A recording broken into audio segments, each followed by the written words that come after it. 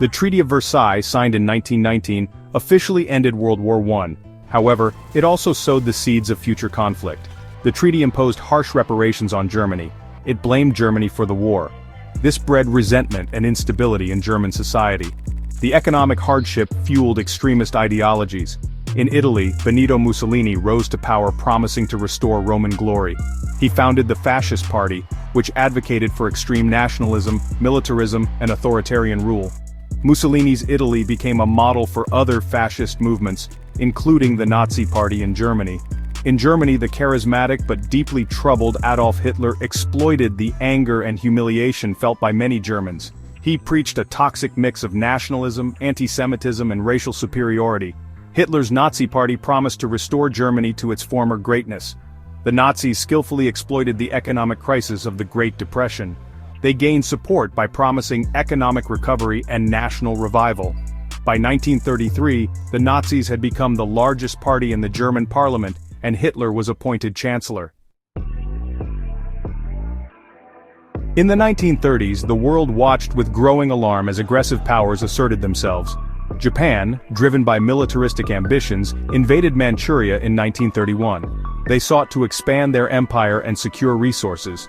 In Europe, Hitler began to dismantle the Treaty of Versailles. He rebuilt the German military, defying the treaty's restrictions. In 1936, he remilitarized the Rhineland, a region on the border with France. The lack of a strong response from the Western powers emboldened Hitler further. In 1938, Hitler annexed Austria. This event, known as the Anschluss, was met with little resistance. Emboldened, Hitler then turned his attention to Czechoslovakia. He demanded the Sudetenland, a region with a large German population. The Munich Agreement, signed by Germany, Italy, Britain, and France in September 1938, ceded the Sudetenland to Germany. British Prime Minister Neville Chamberlain hoped that appeasement would satisfy Hitler's ambitions and prevent war. However, the agreement only emboldened Hitler, who saw it as a sign of weakness. On September 1, 1939, German forces invaded Poland. This act marked the beginning of World War II. The invasion, characterized by the Blitzkrieg or lightning war tactics, was swift and brutal. German tanks, aircraft, and infantry overwhelmed the Polish defenses. Britain and France, honoring their treaty obligations to Poland, declared war on Germany on September 3, 1939. However, they were ill-prepared for another major conflict. The initial months of the war were characterized by a period of relative inactivity on the Western Front, known as the Phony War. In the East, the Soviet Union, having signed a non-aggression pact with Germany, also invaded Poland. They occupied the eastern part of the country, dividing it with Germany. Hitler's ambition knew no bounds. In April 1940, Germany invaded Denmark and Norway to secure strategic resources and access to the Atlantic. The speed and ferocity of these attacks shocked the world. The neutral nations of Europe watched with growing fear. In May 1940, Hitler unleashed the full force of the German army against Western Europe. The Netherlands, Belgium, and Luxembourg fell quickly to the Blitzkrieg.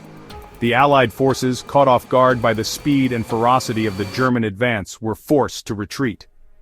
The evacuation of Dunkirk in late May and early June 1940 was a desperate but ultimately successful operation.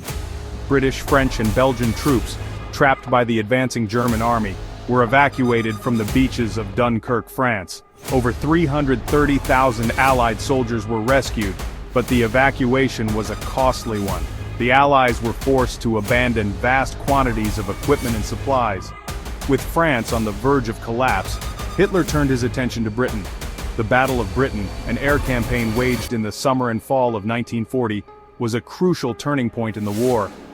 The German Luftwaffe, attempting to gain air superiority over the English Channel, faced fierce resistance from the Royal Air Force, or RAF. The RAF, though outnumbered, fought bravely, aided by a sophisticated radar system and the determination of the British people. The Battle of Britain showed that Hitler's forces were not invincible. It boosted British morale and prevented a German invasion of Britain.